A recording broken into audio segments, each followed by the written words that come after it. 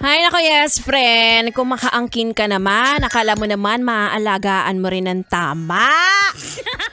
Ganyan naman kayong lahat. Sa una lang kayo magagaling. Sa una lang nagpapabango.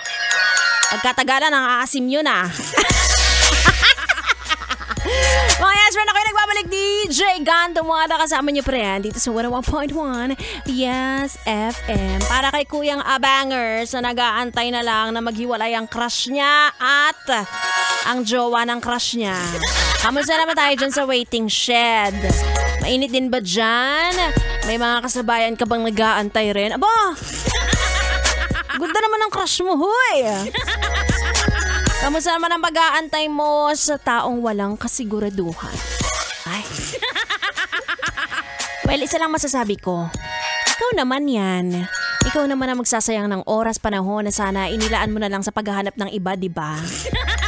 Kaya patingin nga ako ng crush mo. Ganda ba yan? Ang pakialamera mong friend, nakakaloka. Oy, may mga kilala ako, ha? Pero ilan lang to, parang bilang lang sa aking kamay. Parang kuko nga lang ang bilang nun.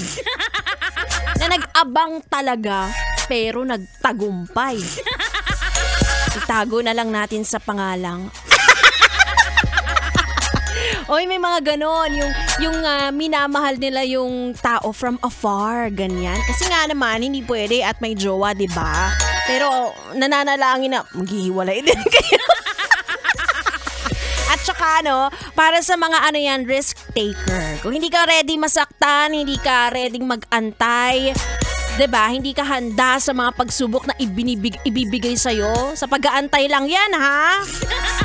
Wag mong gawin. Hindi yan para sa'yo. Ganon. At ito naman sa mga malapit-lapit na, nakikita na nila, ay, malapit ko na siyang mako. Siguraduhin nyo na kapag nasa inyo na, worth it ang pag-aantay ninyo, di ba? Alagaan mo naman ng tama. Para ka naman tanga dyan kung hindi.